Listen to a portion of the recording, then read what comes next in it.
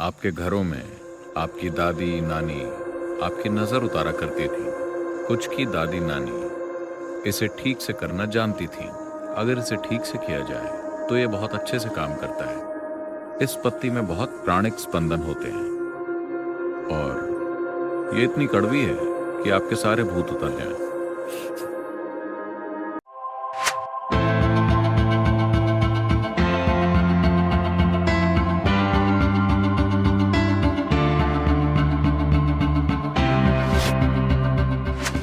मैं ये कह रहा हूं कि अगर हम किसी चीज पर काम करना चाहते हैं तो सबसे पहले हम उसे शुद्ध करते हैं। अगर आप किसी चीज को एक ऊंची संभावना तक ले जाना चाहते हैं तो पहले उसे शुद्ध करना होगा। शुद्धिकरण के बिना आप उसे मौजूदा स्थिति से बेहतर स्थिति तक नहीं ले जा पाएंगे।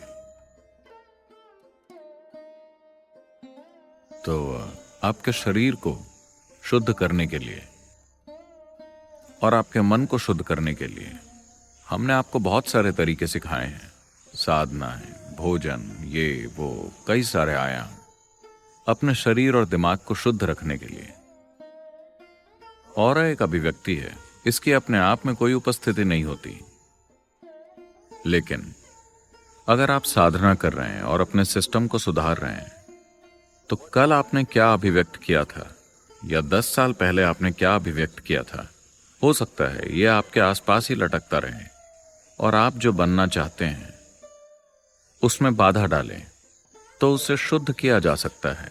क्या आपने कभी गौर किया है कि मंदिर में जो किया जाता है वो है अग्नि स्नान?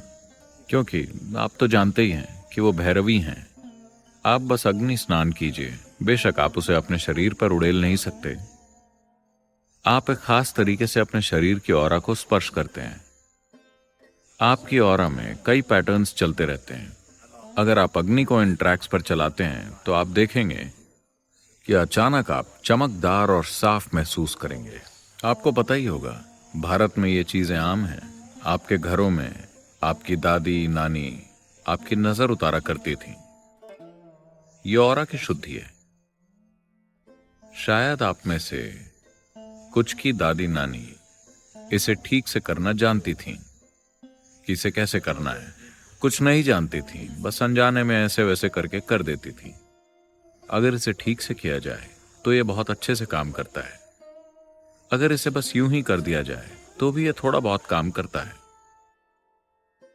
बहुत बार आप लोगों ने देखा होगा कि बच्चे बीमार हैं और थोड़ी सी अग्नि स्नान से वो ठीक हो जाते हैं। क्या आपने देखा? क्योंकि ये सिर्फ एक अग्नि स्नान है और ये आपके सिस्टम पर असर डालता है। तो मंदिर में क्लेश नाशन क्रिया के रूप में जो किया जाता है, इसका मतलब है कि अशुद्धियों को नष्ट करने वाली क्रिया। अंग्रेजी में यही ऑरा क्लेंजिंग है, जो अशुद्धियों को ऑरा से दूर कर उसकी सफाई करती है ताकि शरीर बेहतर ढंग से सांस ले सके और सेहत, खुशहाली, मानसिक संतुलन और हर स्तर पर बेहतर महसूस कर सके। नीम, उन्होंने सिर्फ पत्ती का ही इस्तेमाल किया। मेरे ख्याल से उन्हें डंडी का भी इस्तेमाल करना चाहिए था। नीम की डंडी बहुत फायदेमंद है। ये बहुत से लोगों को जगा देती है।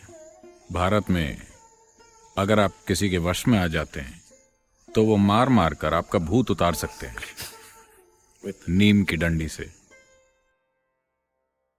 नीम शुद्धिकरण के लिए बहुत अच्छी होती है।